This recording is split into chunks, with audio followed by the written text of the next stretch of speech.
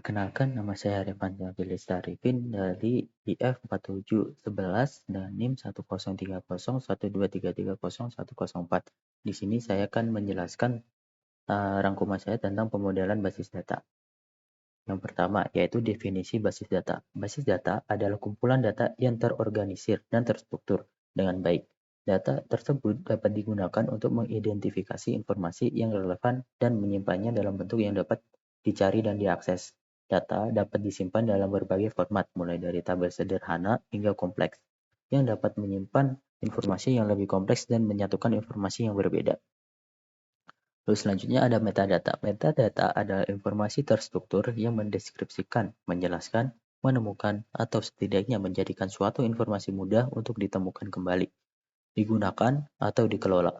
Metadata sering disebut sebagai data tentang data atau informasi yang tentang informasi. Peran metadata dalam hal ini akan menjadi kunci penting karena melalui metadata akan mengarahkan user bagaimana cara memperoleh data serta informasi detail dari data yang dimaksud. Selanjutnya ada sistem pemrosesan file tradisional dan kelemahannya. Sistem pemrosesan file tradisional adalah sistem yang menggunakan file untuk menyimpan data. File ini dapat berupa spreadsheet, dokumen teks, dan lainnya. Data disimpan dalam file yang berbeda dan dapat diakses secara terpisah. Kelemahan utama dari sistem ini adalah bahwa data dapat mudah hilang atau rusak, dan sulit untuk mengakses data yang berasal dari file yang berbeda. Juga sulit untuk mengakses informasi yang terkait dengan data yang disimpan. Lalu pendekatan basis data. Pendekatan basis data adalah data yang menggunakan tabel untuk menyimpan data. Semua data disimpan dalam tabel yang sama dan dapat diakses melalui query. Ini membuatnya lebih mudah untuk mengakses data yang berasal dari tabel yang berbeda. Kelebihan lain dari pendekatan basis data adalah bahwa data dapat disimpan dalam format yang lebih aman dan mudah diakses. Juga, data dapat diperbarui dengan mudah dan dapat diakses dari berbagai sumber. Selanjutnya ada data model. Data model atau model data adalah sistem geografis yang digunakan untuk menangkap sifat dan hubungan antar data.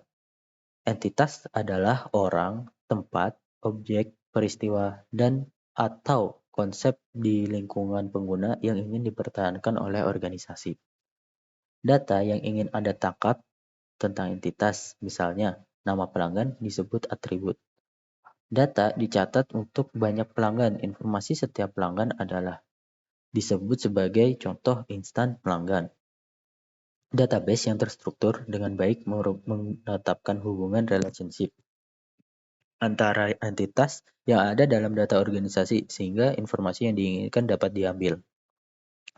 Kelebihan pendekatan basis data yaitu yang pertama kemandirian program data, kedua redundansi data terencana, ketiga peningkatan konsistensi data, keempat berbagi data yang disempurnakan, kelima penegakan standar, keenam peningkatan kualitas data. Lalu ada DBMS. DBMS adalah singkatan dari Database Management System, yaitu perangkat lunak yang dimanfaatkan oleh perusahaan untuk membuat sistem basis data.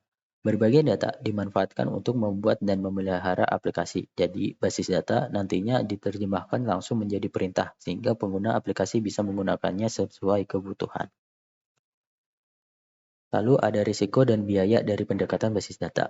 Risiko yang pertama yaitu kehilangan data akibat penyusutan atau kegagalan sistem. Yang kedua yaitu ancaman atau kerentanan keamanan data. Yang ketiga yaitu kesesuaian dan kepatuhan pelanggaran regulasi. Keempat, kinerja rendah, baik basis data tidak bisa dioptimalkan. Biaya, risiko dan biaya. Sekarang yang biaya yaitu yang pertama mengembangkan dan implementasi, kedua pemeliharaan dan dukungan, ketiga keamanan dan kepatuhan, keempat kehilangan produktivitas, kelima migrasi dan upgrade, keenam pelatihan pengguna, ketujuh reputasi dan legal, lalu manajemen risiko dan biaya yang efektif diperlukan untuk memaksimalkan nilai dan pendekatan basis data, termasuk pemilihan teknologi yang tepat dan kebijakan keamanan yang kuat.